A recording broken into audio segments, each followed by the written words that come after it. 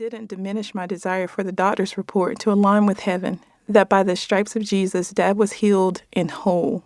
I hoped Dad would get a clean bill of health from the doctors.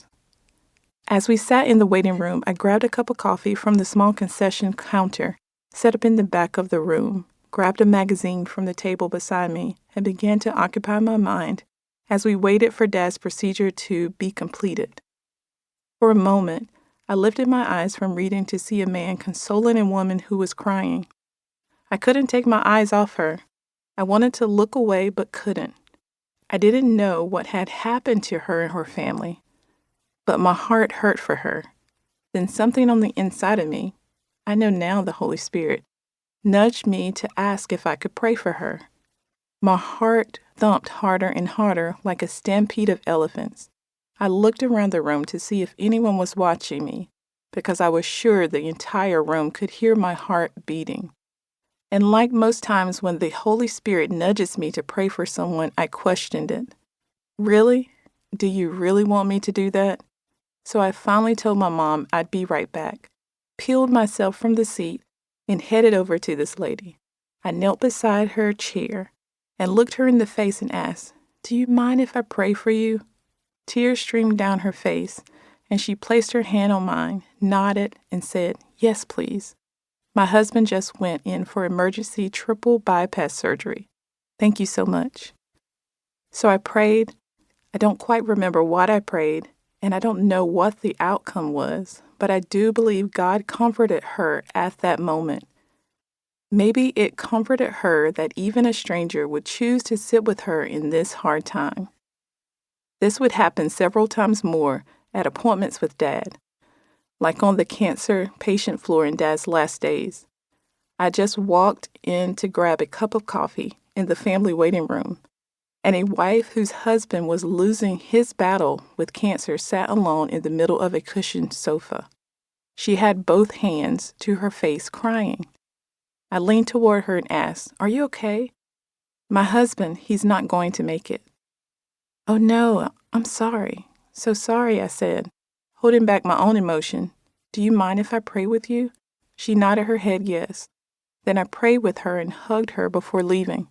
I don't know the outcome, but I do believe God met her that day. I believe God sat with her during her time of grief. And He sits with us, whether physically through another loved one, a trusted friend, and sometimes even a stranger. God is always there, ever present. We are never alone. The wind blows across our faces when we step outside for a walk. Oh, that's God. The salty air of the beach and sand between your toes, that's God too. Jesus sits with us even now, even as He sits at the right hand of the Father praying for us. It encourages me even today how God can use us and others to be His hands and feet here on the earth, to comfort those who need to physically feel His comfort. And even when we feel alone, maybe in the darkest of times in this journey of grief, we are never alone. First, we always have God with us. And second, God will send someone our way to sit with us if it is our desire. Maybe you're sitting listening to this in a waiting room. Maybe it's not a literal waiting room, but you are sitting in the in-between, between life after loss and what to do now or next. Maybe you've thought of the many times you've just felt alone. I felt alone for most of my grief journey. I don't say this to speak against those who love me or those around me. It is simply the truth. Maybe you're struggling with how to help someone who is in a time of grief.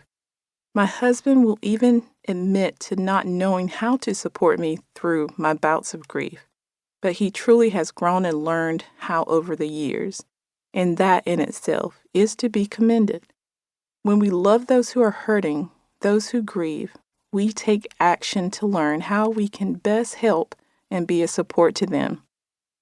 I'm reminded of an old hymn, Never Alone.